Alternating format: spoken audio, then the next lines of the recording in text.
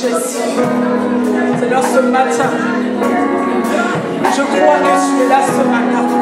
Tu es là parmi nous ce matin. Voilà pourquoi nous sommes là pour élever ton nom, Jésus. Voilà pourquoi je suis d'adorer ton saint nom, le Dieu tout-puissant. Ton nom a été élevé. Mes yeux ont vu l'agneau. Mes yeux t'ont vu, Jésus. Voilà pourquoi je viens adorer ton saint nom. Merci, Jésus.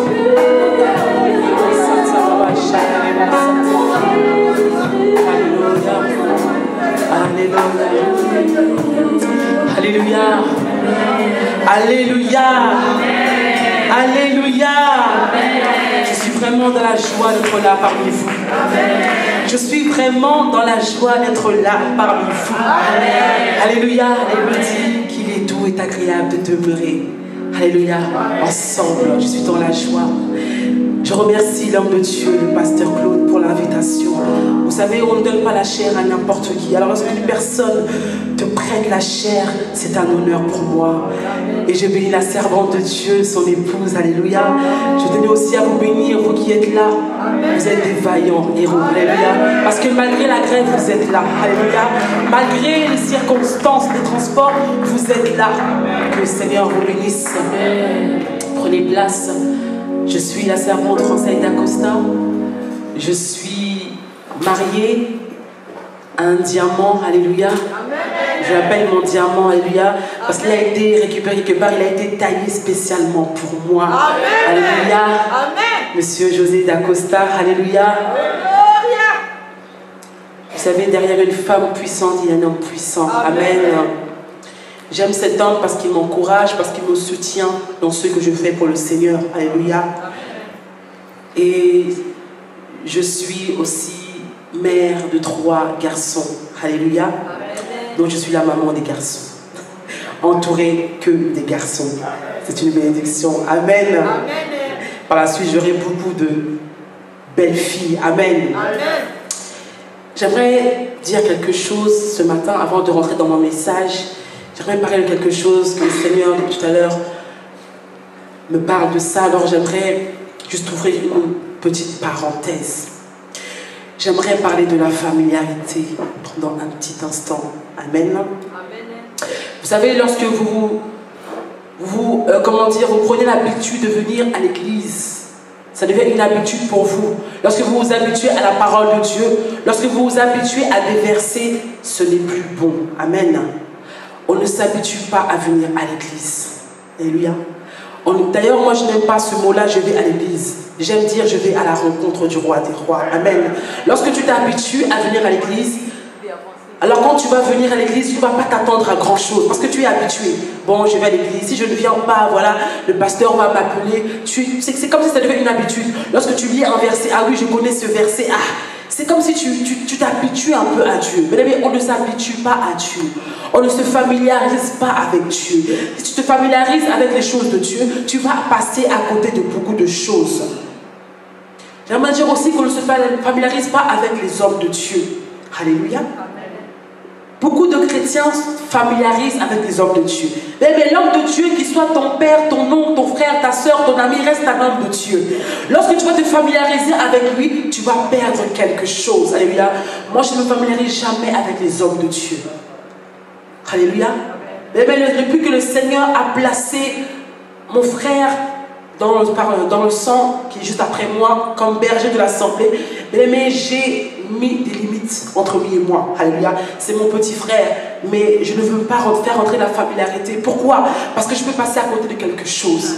Lorsqu'il y a la familiarité, on s'habitue aux gens, on ne voit plus ce que les gens sont. Amen.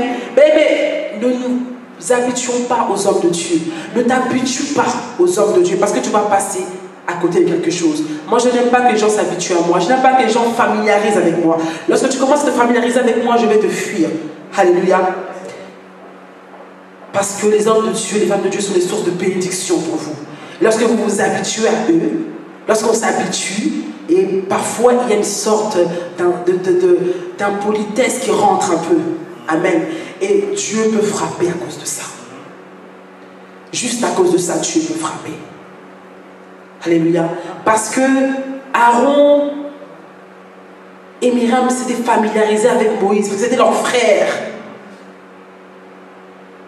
Regardez ce que Dieu leur a fait.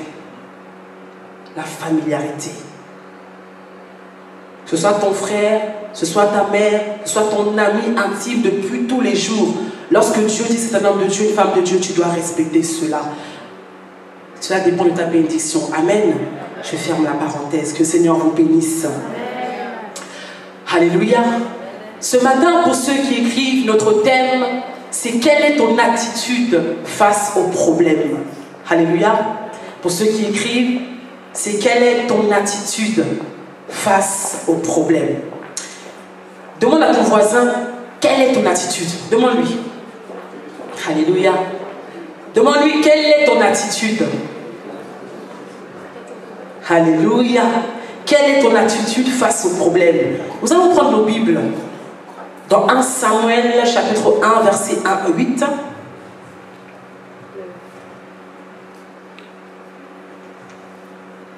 1 Samuel chapitre 1 verset 1 à 8. Nous allons lire la parole de Dieu. Vous me dites si vous y êtes, comme ça on va lire ensemble. 1 Samuel chapitre 1 verset 1 à 8. Est-ce que nous y sommes? Je vous sens un peu froid. Est-ce que ça va? Est-ce que ça va? Amen. Ah.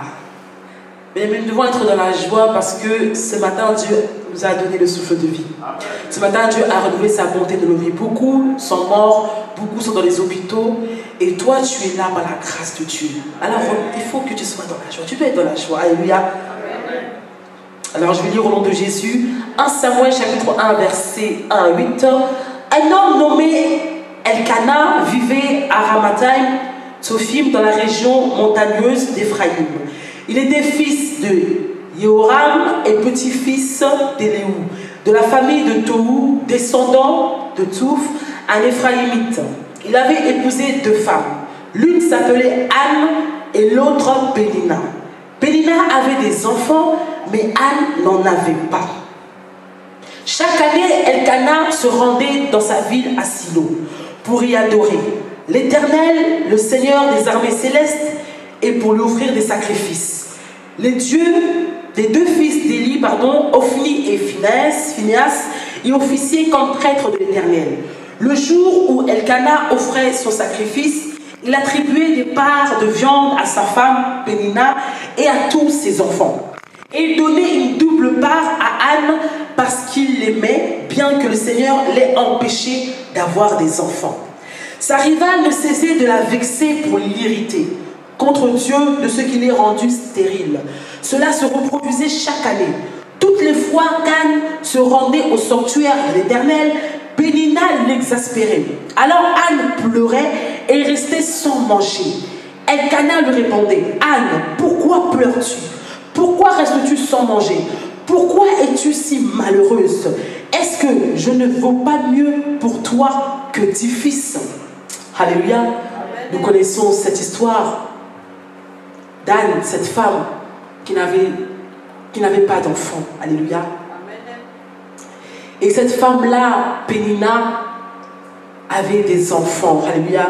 Nous savons pour toute jeune femme, lorsque nous grandissons, nous atteignons un certain âge, nous aspirons au mariage. Alléluia. Et lorsque tu as le mariage, tu es heureuse. Et lorsque tu as obtenu le mariage, tu t'attends à avoir des enfants. Nous savons combien ça fait mal lorsque nous n'arrivons pas à mettre au monde.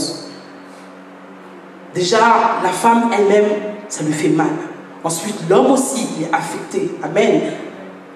Et sans parler des regards des autres. Sans parler de la famille qui en rajoute encore. Mais quand est-ce que tu vas mettre au monde? Mais on dirait même que c'est nous qui avons le pouvoir. Alléluia. Mais comment ça se fait que tu n'arrives pas à mettre au monde? Et toute cette pression-là, parfois crée une atmosphère qui n'est pas bonne pour la femme et pour l'homme. Alléluia. Et nous voyons aussi que Anne était irritée. Parce que Pénina n'arrêtait pas de l'insulter. Pénina lui rappelait sans arrêt qu'elle n'avait pas d'enfant. Pénina n'arrêtait pas d'irriter Anne. Pénia n'arrêtait pas de parler à Anne, de lui rappeler sa douleur, de la titiller. Alléluia. Bien-aimés, nous verrons que Anne pleurait. La Bible dit que Anne pleurait. Ça lui faisait mal et c'est ce qui est normal. Parce que ce n'est pas évident lorsque tu n'arrives pas à concevoir et que tu vois les autres, surtout lorsque les gens font beaucoup d'années dans le mariage mais n'arrivent pas à avoir des enfants, ça fait mal. Et lorsque tu as encore des personnes qui sont en train de te critiquer, de parler, de te pointer du doigt, ça fait encore plus mal. Anne était dans une situation difficile. Anne était dans une situation compliquée. Alléluia.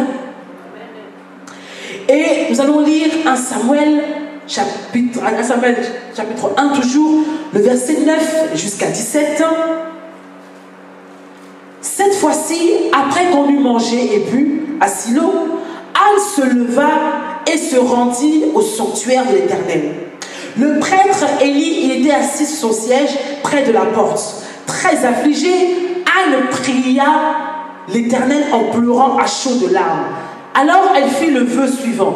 Éternel Seigneur des armées célestes, si tu veux bien considérer la misère de ta servante, et si tu interviens en ma faveur, si tu ne délaisses pas ta servante, et si tu me donnes un fils, alors je te le consacrerai pour toute sa vie.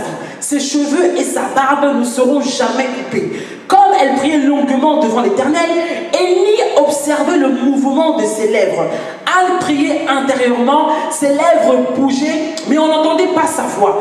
Élie pensa qu'elle était ivre, et il l'interpella.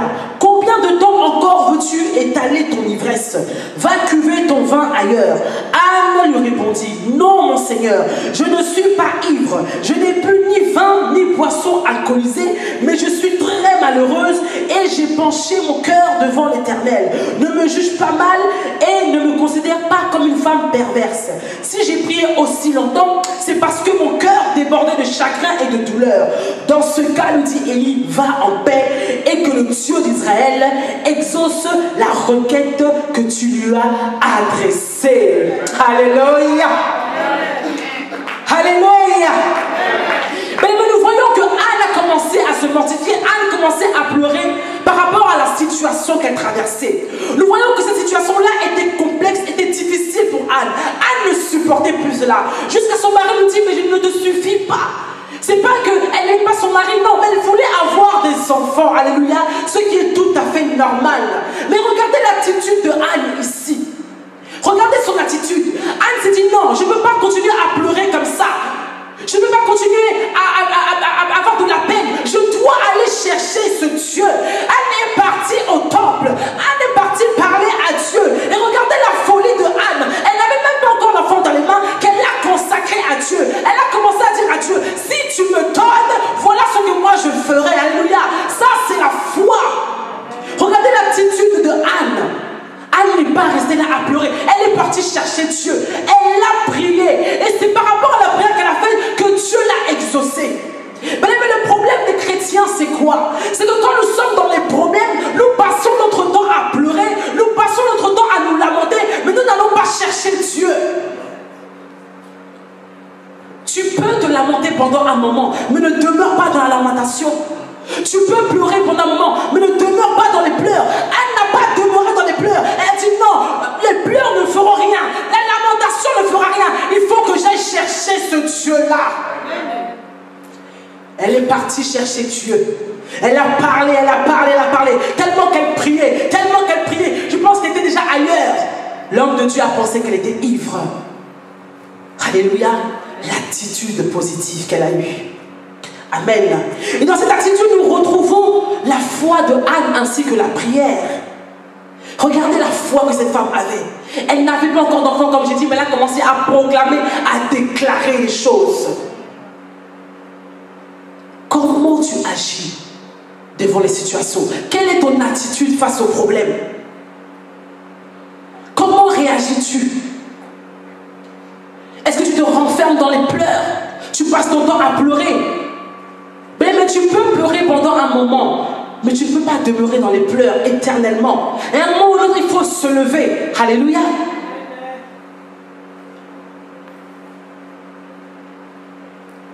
Et sans la foi, il il est impossible d'être agréable à Dieu, la Bible nous le dit. Tu ne peux pas être agréable à Dieu si tu n'as pas la foi. Et la foi va te pousser à prier.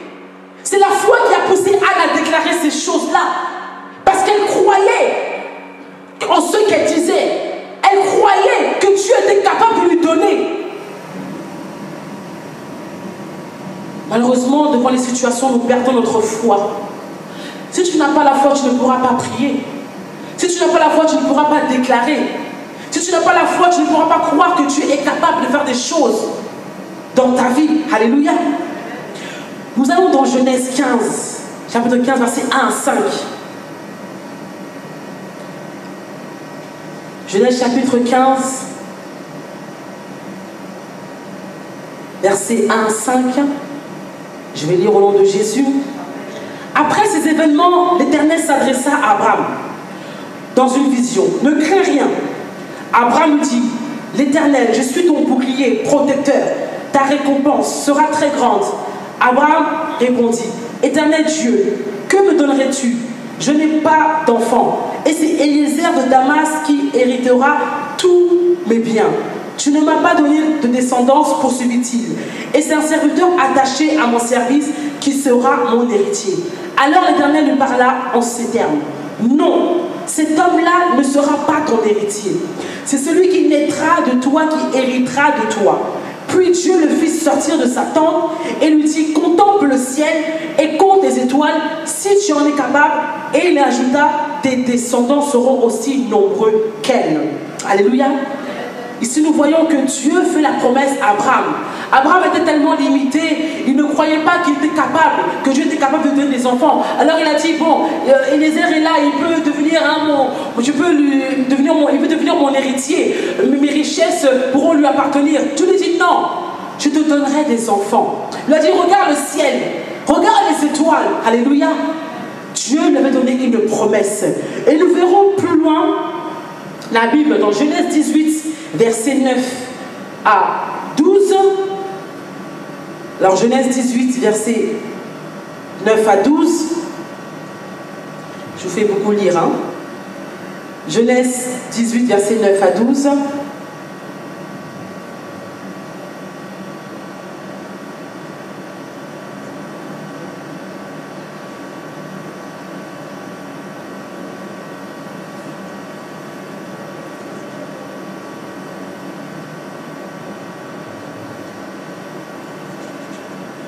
Alors Genèse chapitre 18, verset 9 à 12, je vais lire au nom de Jésus.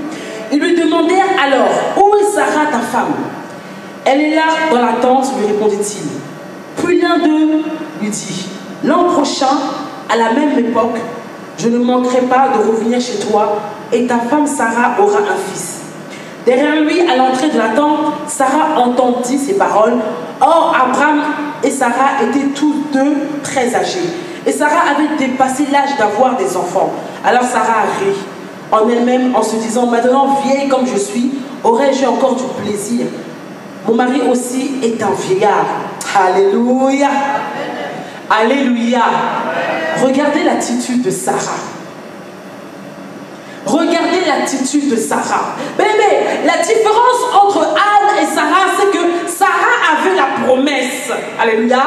Dieu avait donné la promesse à Abraham, donc la promesse était pour les deux. Sarah avait la promesse. Dieu avait dit, je ferai de toi une multitude. Alléluia. C'est-à-dire que Sarah avait la promesse qu'elle allait enfanter. Mais malgré la promesse que Sarah avait, elle a douté. Elle a continué à douter. Elle ne croyait plus en ce que Dieu lui disait. Parce qu'elle a regardé son état. Combien de fois Dieu t'a donné des promesses? Combien de fois Dieu t'a parlé par rapport à une situation? Dieu t'a dit, je te donnerai. Dieu t'a dit, je le ferai. Malgré les promesses, malgré le fait que Dieu t'a parlé plusieurs fois. Il y a des gens qui ont la grâce de Dieu. Dieu leur parle par des visions, par des songes. Dieu leur parle personnellement. Et malgré cela, vous doutez. Malgré cela, vous doutez. Parce que vous êtes tellement, comment dire, la situation que vous traversez est tellement grande pour vous. Alors vous vous dites que non, Dieu n'est pas capable de faire. Sarah était limitée. Elle a vu sa stérilité. Elle a dit non, à mon âge, l'âge de mon mari, je ne pourrais pas avoir d'enfant. Sarah avait perdu la foi. Mais quand tu perds la foi, tu perds la promesse de vue. Tu ne crois plus à la promesse de Dieu. Sarah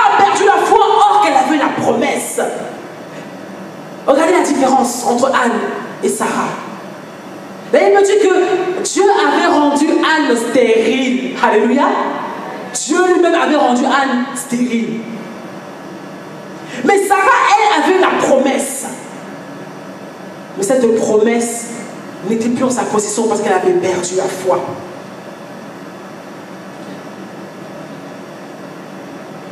Le problème de beaucoup de chrétiens, c'est ça aujourd'hui.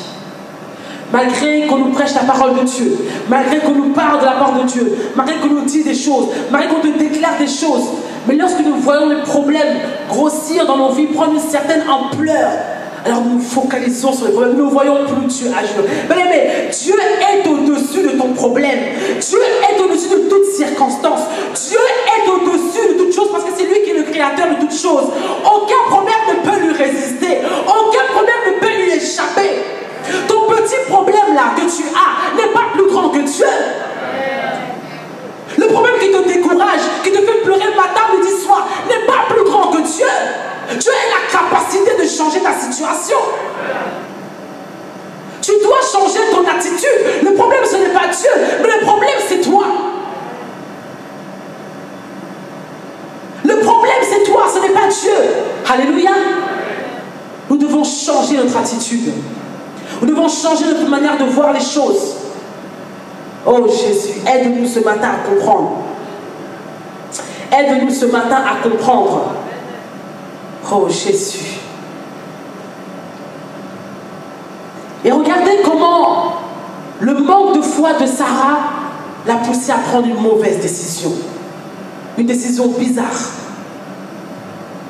Lorsqu'elle a vu que non, vraiment l'âge est avancé, elle a dit non, bon, Abraham, bon, voilà, moi jusqu'à présent je n'arrive pas, va prendre notre servante.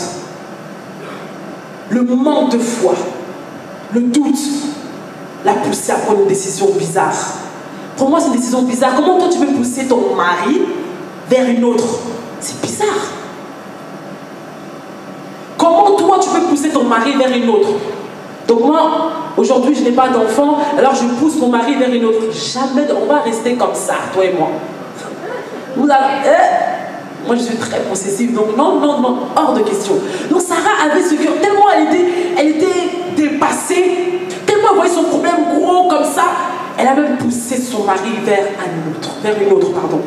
Et regardez les conséquences que nous subissons jusqu'aujourd'hui. La mauvaise décision, le mauvais choix. Et beaucoup d'entre nous, c'est ce que nous faisons. Lorsque nous sommes dépassés par la situation, alors nous prenons les mauvaises décisions. Tu n'as pas les papiers. Dieu te dit, je te donnerai les papiers. Malgré la promesse que Dieu te donne, tu vois que non, ça dure trop. Ça fait 3 ans, 4 ans, 5 ans. Je n'ai toujours pas de papiers. Alors tu commences à chercher des stratégies pour avoir des papiers. Tu vas épouser une femme juste pour les papiers. Ou tu vas déclarer un enfant juste pour les papiers. Mais les conséquences seront terribles. Combien de fois avons-nous pris des décisions juste parce que nous avons perdu la foi? Combien de fois Dieu te dit que non, je te donnerai un mari, je te donnerai une femme, patiente un peu. Tu vois que la promesse est en train de durer. Alors tu commences à chercher de toi-même une femme, un homme. Et après, quand le mariage là-bas commence à devenir compliqué, tu viens appeler les serviteurs de Dieu. Tout simplement pourquoi? Parce que tu as perdu la foi. Prendre des mauvaises décisions au moment où nous perdons la foi, ce n'est pas une bonne chose. Amen. Prenons nos Bibles dans Luc 8, versets 22 à 24. Oh Jésus, change notre attitude ce matin. Nous voulons changer complètement ce matin. Alléluia. Luc chapitre 8, versets 22 à 24.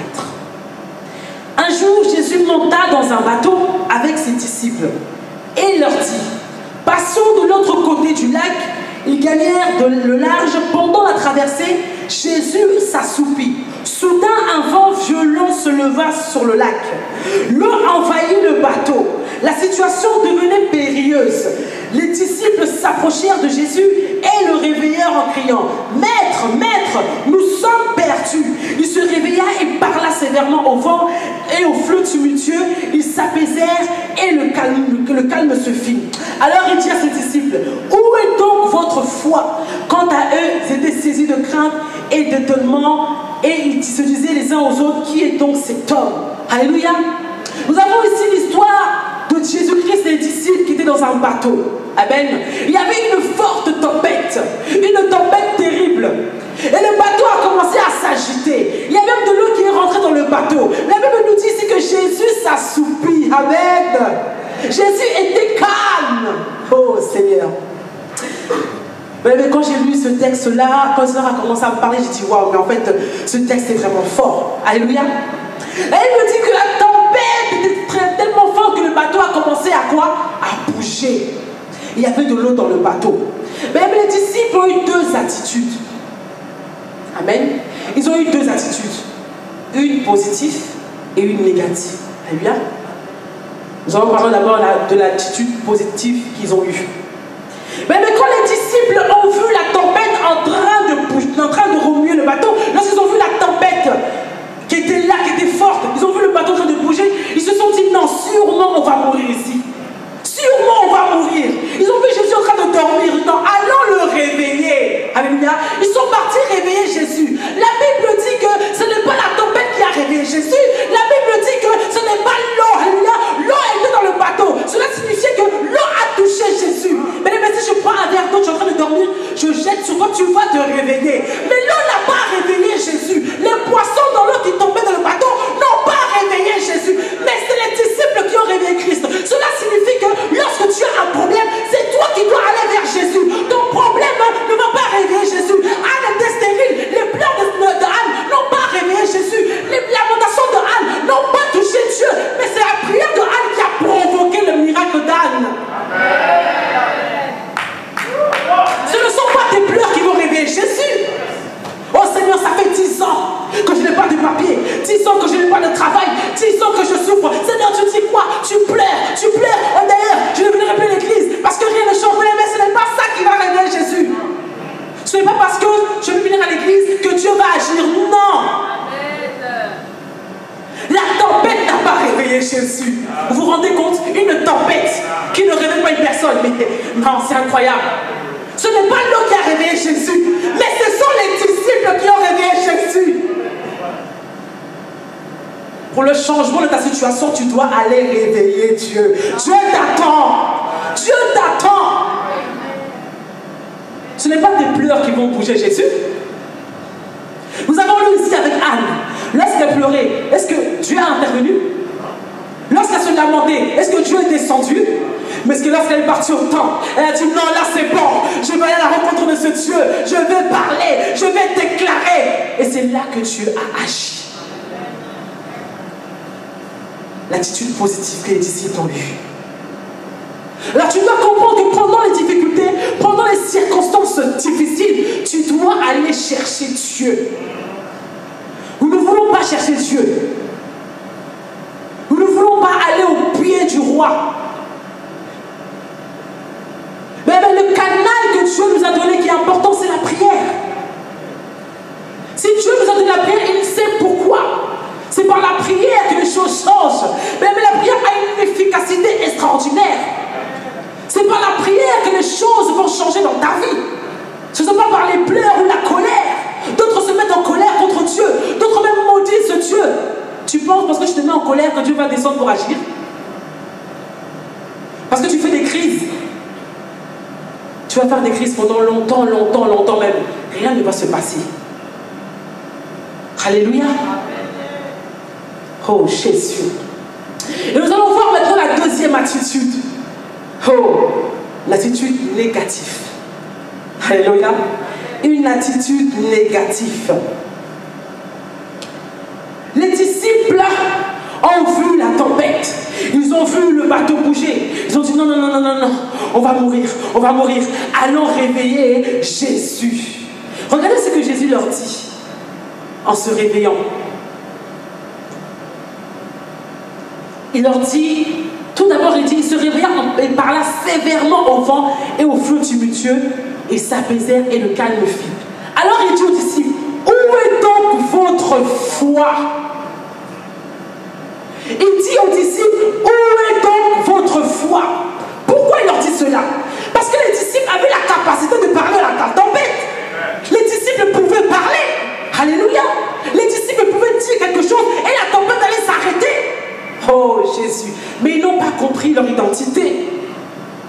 Shiloh. Regardez ce que Jésus fait lorsqu'il se réveille. Regardez ce que... On va lire ici. On va relire encore. Il se réveilla et parla sévèrement au vent et au flot tumultueux. Donc Jésus-Christ a pris autorité, il a parlé, il a ordonné.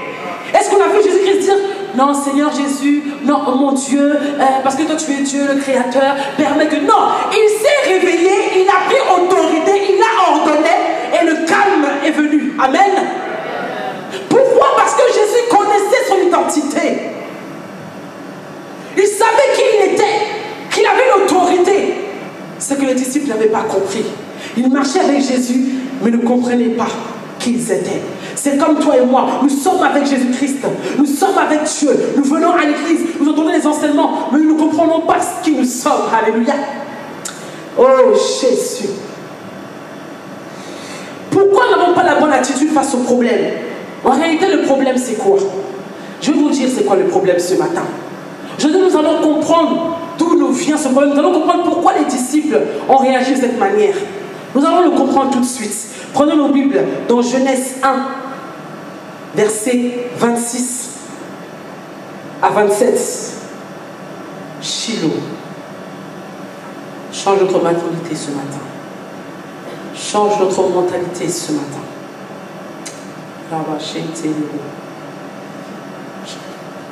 Genèse 1, verset 26 à 27. Alléluia.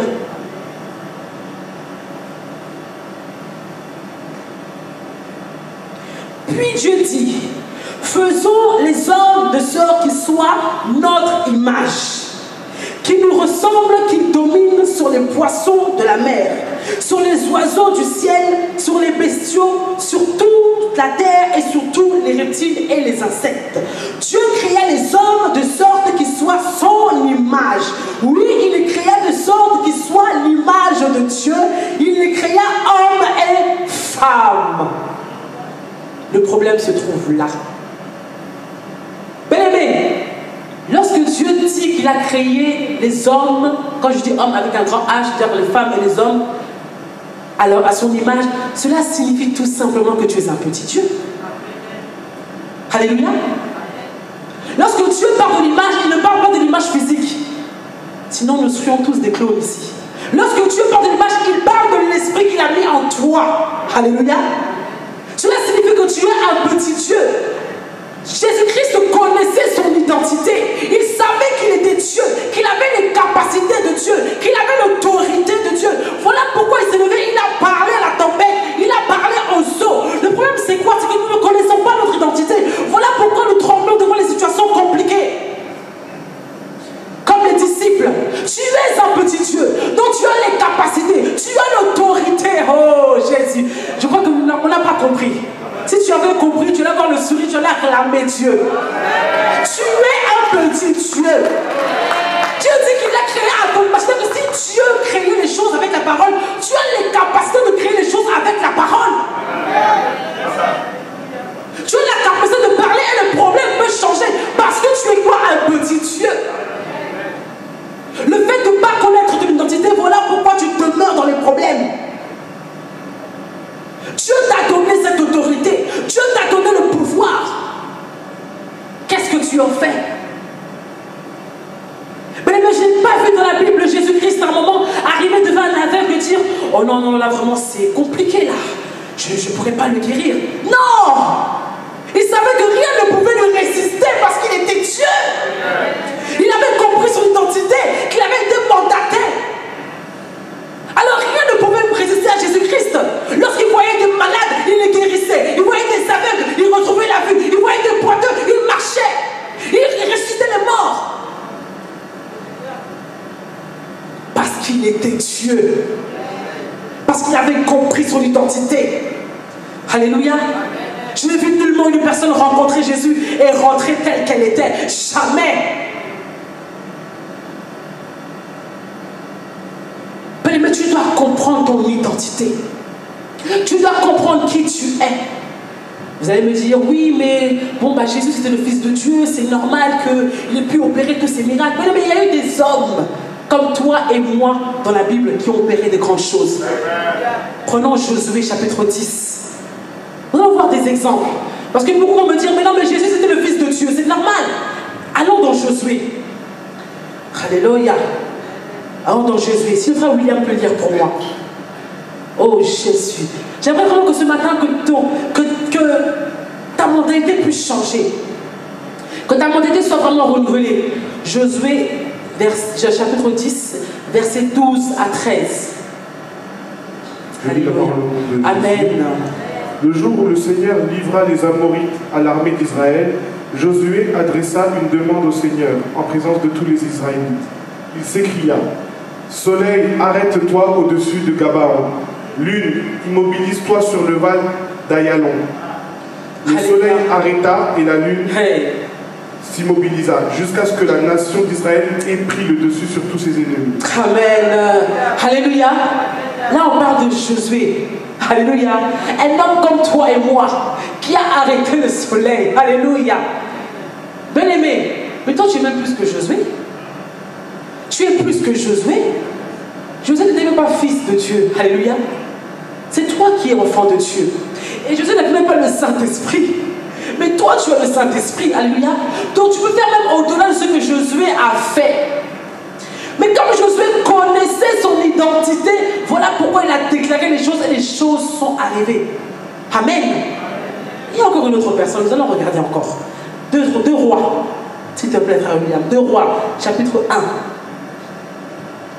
Vous allez voir qu'il n'y a pas que Jésus qui a fait des miracles, qui a fait des choses spectaculaires dans la Bible. 2 Rois, chapitre 1, versets 10 à 12. Alléluia. Je lis. Élie lui répondit: Puisque je suis prophète de Dieu, j'ordonne qu'un feu descende du ciel et vous extermine, toi et tes 50 hommes. Aussitôt, un feu descendit du ciel et extermina l'officier et ses 50 soldats. Le roi envoya un autre officier avec 50 soldats également auprès d'Élie. L'officier dit à Élie: Prophète de Dieu, dépêche-toi de descendre, c'est un ordre du roi. Élie répondit: Puisque je suis prophète de Dieu, j'ordonne qu'un feu descende du ciel et vous extermine toi et tes 50 hommes. Aussitôt, un feu envoyé par Dieu descendit du ciel et extermina l'officier et ses 50 soldats. Regardez l'audace d'Élie. Regardez son audace. Regardez l'audace qu'il a. Bien aimé, lorsque tu connais ton identité, lorsque tu es sûr de ce que tu es, tu auras une certaine audace de faire les choses. Alléluia. Tu vas déclarer les choses et les choses vont arriver. Mais Élie, c'est la même chose. C'était un homme aussi comme toi et moi. Alléluia. C'était pas un esprit. Il était humain comme toi et moi. Mais regardez ce qu'il a fait. Amen. Nous allons encore voir un troisième homme. 1 Samuel. 1 Samuel chapitre 17, versets 41 à 47. J'aime cet homme-là. Oh là là, Jésus. 1 Samuel chapitre 17, verset 41. Je lis la parole de Dieu. Amen. De son côté, Jésus. Goliath, précédé de son porteur de bouclier, s'approchait de plus en plus de David. Il examina David et n'eut que mépris pour lui, car David, jeune encore, avait le teint clair et une jolie figure. Goliath lui cria: Me prends-tu pour un chien, toi qui viens contre moi avec des bâtons? Maudit sois-tu par tous les dieux des Philistins. Viens ici, que je donne ta chair en nourriture aux oiseaux et aux bêtes sauvages. Toi, répondit David, tu viens contre moi avec une épée, une lance et un sabre. Moi, je viens armé du nom du Seigneur, de l'univers, le Dieu des troupes d'Israël, que tu as insulté. Aujourd'hui même, le Seigneur te livrera en mon nom, en mon pouvoir, et je vais te tuer et te couper la tête. Aujourd'hui même, je donnerai les cadavres des soldats philistins en nourriture aux oiseaux et aux bêtes sauvages. Alléluia. Regardez l'audace de David. Jésus. Regardez cette audace que David avait. Un enfant. Il était jeune. Mais comme il avait confiance en Dieu, et comme il avait compris qu'il avait Dieu en lui, alléluia, ce qui faisait de lui un petit Dieu, alors il est parti vers Goliath. Il n'a pas eu peur de Goliath. Il a affronté Goliath. Il a affronté ce problème que tout le monde craignait. Il a affronté que celui dont tout le monde avait peur, que personne n'osait affronter. Mais David s'est approché et il a affronté. Alléluia. Goliath se tient devant toi, que tu as peur, dont tu as peur, dont tu n'arrives même pas à affronter. Quel est ce Goliath-là? Mais Goliath devant Dieu n'est rien du tout. Goliath devant Dieu, c'est un moustique. Alléluia. Goliath devant Dieu, c'est une fourmi. Ton problème devant Dieu, c'est une fourmi. Ton problème n'est pas au-dessus de Dieu. Ton problème ne va pas surpasser Dieu. Parce que Dieu est le Dieu tout-puissant. Il n'y a rien qui peut surmonter notre Dieu. Il n'y a rien qui peut dépasser le Seigneur. Quel est ce problème qui te fait peur, qui te fait trembler? On t'a dit que non, là comme c'est là, dans 3 mois, si tu ne quittes pas le pays, tu vas repartir. C'est quoi ce problème? Déclare, commence à parler, comme Dieu a fait. Alléluia. Tu dois prier. Tu dois te lever dans la prière. Les problèmes n'ont jamais été résolus en pleurant. Jamais. Tu dois faire face aux problèmes, mais avec la foi et la parole de Dieu. La prière. Alléluia. Lorsque tu pries, tu déclares la parole de Dieu. Lorsque tu pries, tu déclares les versets. Et Dieu va se lever, Dieu va agir. Mais Dieu aime les défis. Alléluia. Dieu aime les défis. Dieu aime qu'on lui parle. Dieu aime voir des gens qui ont confiance en lui.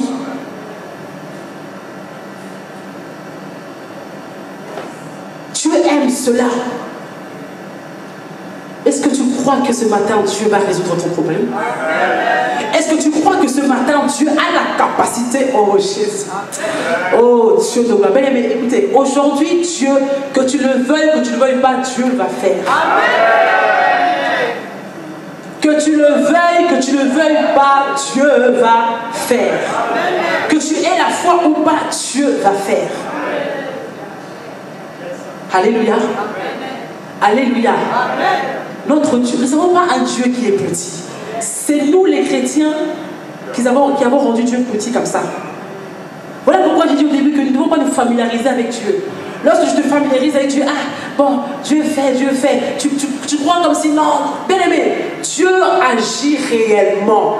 Dieu fait réellement. Alléluia. Quelle est ton attitude lorsque tu viens à l'église? Quelle est ton attitude? Tu t'attends à quoi? Tu viens pour venir, tu viens pour remplir les bancs, tu viens par habitude. Oh non, si je ne chante pas, après on va me suspendre, donc il faut seulement que je chante. Oh non, si je ne fais pas l'accueil, après on va parler, il faut seulement que... Même quand tu fais l'accueil, là, tu dois t'attendre à quelque chose. Même lorsque tu chantes, tu dois t'attendre à quelque chose de la part de Dieu. Comment venons-nous à Christ? Comment venons-nous à l'église? L'église est devenue le lieu où les gens ont plus de problèmes que les païens même. Les chrétiens sont devenus problématiques. Les plus pauvres, les païens. Les plus bizarres, pardon, les plus pauvres, les chrétiens. Merci, frère William. Les plus bizarres, les chrétiens. Pourquoi? Parce que nous ne connaissons pas notre identité. Nous ne savons pas qui nous sommes. Mais lorsque tu vas comprendre ce que tu es, oh Jésus, c'est comme un enfant qui a pour père milliardaire. Donc moi, mon père est milliardaire. Maintenant, il y a une facture de 200 € qui arrive. Je commence à paniquer. 200 €, comment je vais payer? Or que mon père est milliardaire. Parce que je n'ai pas compris ce qu'est mon père. Si mon père est milliardaire, je suis automatiquement quoi? Milliardaire. Si mon père possède des biens, moi aussi automatiquement je possède ces biens. Alors comment je peux paniquer devant 200 €? Tu commences à paniquer. 200 €, comment je vais payer ça? Comment? Parce que tu ne sais pas qui tu es. Et voilà l'état des chrétiens aujourd'hui. Nous ne savons pas qui nous sommes. Voilà pourquoi nous paniquons devant les situations, des petites situations. Nous paniquons devant cela. Pour parler à Dieu, tu peux rentrer en jeûne pendant 30 jours, parler à Dieu. On en veut que je jeûne pendant une semaine, vraiment, jeûne à sec, pouvoir aller prier à Dieu. Si Jésus devait faire tout le temps ça, là, les gens là, allaient prendre du temps pour être guéris de leurs problèmes, d'être sauvés. Si à chaque fois qu'ils rencontraient un aveugle, bon, attends-moi ici, hein, je vais juste jeûner 3 jours, j'arrive. Je vais jeûner juste 3 jours, j'arrive. Il rencontre une femme stérile. Bon, attends. Il va, il revient. Non. C'est juste le problème de connaître qui nous sommes. C'est juste ça le problème. De savoir ce que tu es. C'est juste ça. Le problème de conscience. Que j'ai été créé par Dieu. Je suis créé à son image. Donc cela signifie que tout ce que Dieu a, moi aussi je possède. Dieu a l'autorité, j'ai l'autorité. Dieu a le pouvoir, j'ai le pouvoir. Dieu a la puissance, j'ai la puissance. Dieu contrôle, moi aussi je contrôle. Dieu chasse les démons, moi aussi je chasse. Quand les démons arrivent à lui, on dégorge, je dis ah. Et le matin, je dis pasteur, on m'égorge, mais. Tu es quel genre de petit Dieu? Je n'ai jamais vu Jésus se faire égorger, être enragé par les démons là-bas, jamais. Il prenait autorité. Comme ça, nous allons moins déranger les hommes de Dieu. Moi, lorsqu'on m'appelle pour un mot de tête, en tout cas, je ne prie pas. Si tu m'appelles, oh, vraiment, servant, prie pour moi, j'ai un mot de tête, je vais te dire, va prier. C'est encourager dans le mal. Comment toi, le mot de tête, au lieu de prendre l'autorité de prier pour ça, tu appelles l'homme de Dieu pour prier pourtant pour un mot de tête. Parce que tu n'as pas compris qui tu es. Tu n'as pas compris ce que tu es en Christ. Tu n'as pas compris ce que tu es en Christ. J'aimerais que quelqu'un aujourd'hui prenne conscience. Que quelqu'un aujourd'hui, si peut-être tu te minimisais, si peut-être tu te voyais comme un rien, tu n'es pas un rien.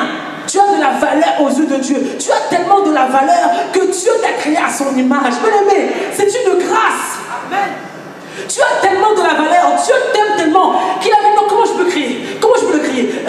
En or? Non, pas en or. En diamant? Non. Ah, bon, allez, je crée mon image.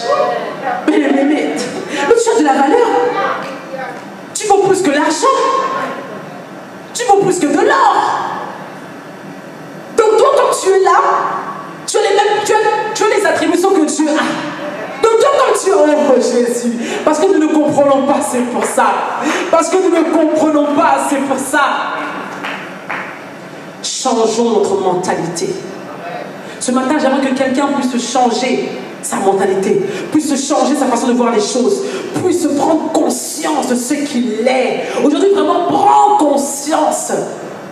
Dis au diable, arrête de me mentir, arrête. Dis-lui, arrête. Je suis forte. Je suis fort. Je suis un homme et une femme de foi. Partout où je foule les peurs de mes Dieu me donne en possession. J'ai la victoire. Alléluia. Alléluia. Dieu est bon. Dieu est bon. Oh Jésus. Mais nous allons nous lever. Ce matin, avant même que je puisse faire un appel, si Dieu me pousse à le faire, j'aimerais que nous puissions briller ce matin.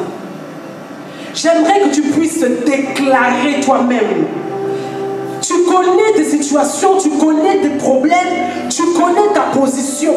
Ce matin, tu vas déclarer. Mais tout ce que tu diras aujourd'hui, Dieu va les faire. Tu doutes? Est-ce que tu doutes? Est-ce que tu doutes? Tout ce que toi tu vas demander, Dieu va le faire. Mais ce matin, Dieu est là. Je suis venu accompagner de Dieu, du Dieu Tout-Puissant. Je suis venu accompagner du Dieu Tout-Puissant. Celui qui m'a mandaté ce matin. Il m'a mandaté pour toi. Je suis à ton service. Alléluia. Alors il faut profiter. Amen. Je suis à ton service ce matin. Mais être serviteur de Dieu, servant de Dieu, ce n'est pas une gloire. Non. Nous sommes au service de Dieu pour le peuple. Alléluia. Dieu me donne le plat et moi je vous sers. Alors ce matin, tu vas te servir. Ce matin, tu vas déclarer. Toi-même, tu connais ton problème. J'aimerais que tu parles à ce problème-là. Commence à déclarer. Commence à parler. Je te dis que tu verras le miracle. Oh Jésus. Tu verras le miracle. Je te dis, mais c'est qui cette femme-là qui parle là? Mais elle, je parle de la part de Dieu. Je parle de la part de Dieu. Ouvre juste ta bouche. Commence maintenant à parler à ton problème. Commence maintenant à parler à ta situation. Commence à parler.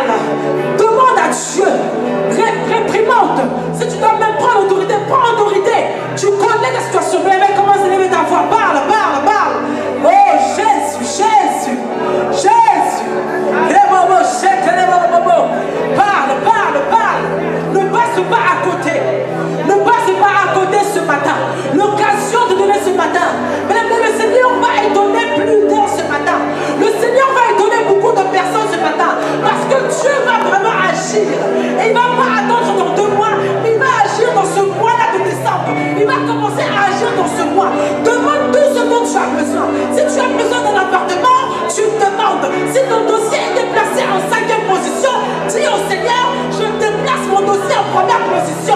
Si tu as besoin de papiers, même si tu avais eu un mauvais retour, demande au Seigneur de changer cela. Oh, prie pour ma chaîne, prie bien aimé, prie bien aimé, prie avec foi, prie avec conviction.